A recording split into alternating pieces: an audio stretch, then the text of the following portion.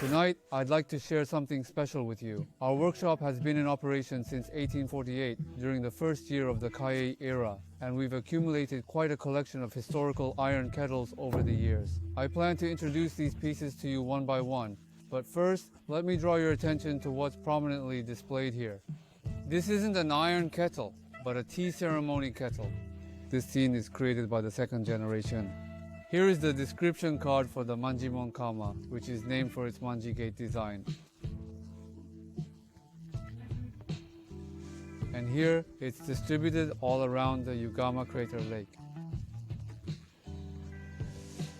Why was something like this made? I also never heard about the origins from my late father or grandfather when I was growing up. They never mentioned anything about it. I can't really explain to everyone why this pattern was created, but I'm very happy that things like this have been preserved. This is called a kan, or more specifically, a marukan, round ring. It's crafted by hammering iron rods into shape. It's already taken on a very charming form, hasn't it? I'm quite impressed with how it's coming along. During tea time, you can use this to boil water and carry it around like this, which is very convenient. Yes, this is a work by Jintaro Oikawa, formerly known as Tomino Oikawa, the second generation artist. Now I will introduce the next piece. Here's a quick overview.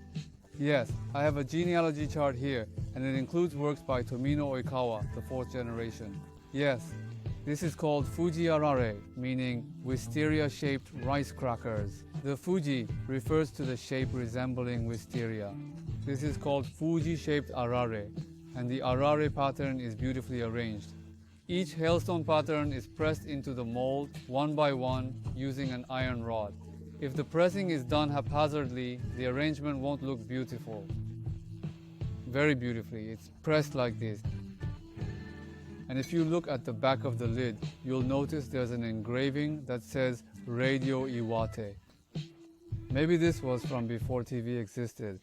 I believe this radio might be a commemorative piece from when radio broadcasts first reached Iwate Prefecture, though I haven't been able to confirm its exact history.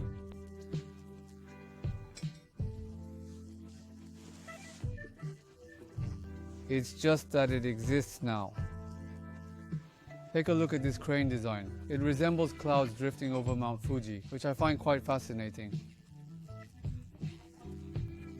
This part is like this. Well, looking at these step-like features now, I wonder why they designed it this way. But in the past, there used to be kilns here. You add firewood, and there's a hole there, and you place something firmly over that hole. Therefore, the fire doesn't come around to this side, so it doesn't get hot here. That's why this area is tiered like this. Well, there's also a way of saying it like this. By placing it like 3 sticks arranged together, it ultimately ended up in this particular shape. It's about 90 years old, though not quite a century, but it's old, having gone through 4 generations. This was a work by Oikawa and Tomino. Yes, this is quite interesting indeed. I find the topic rather fascinating. Well, the shape isn't particularly unusual or eccentric. It's actually quite standard when you look at it closely. I'd like you to pay attention to this pattern. The common design on Nambu iron kettles is called the arare pattern. Can you all see this? This is shaped like a diamond, isn't it?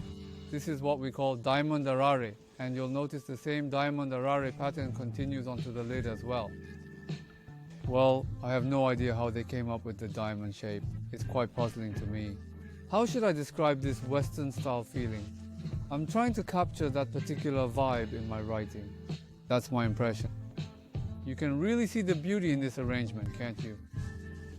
It's not just beautiful, but the shapes stand out so clearly against the background, creating a striking visual effect.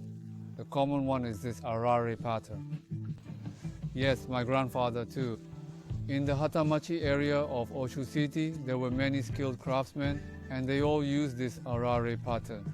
My great-grandfather, the 4th generation, was the one who came up with this idea. I'm not sure where the hint came from, but this diamond-shaped arare lemon. It's called Marugama Hishigata Arare Mon, and this knob area has also been eaten by insects. The inside is actually hollow. With this setup, it doesn't get hot as the heat dissipates. This iron kettle is designed such that when the inside is filled, it tends to get a bit hot, but if there's an opening, it doesn't become hot. That's the unique feature of this kettle. Yes, so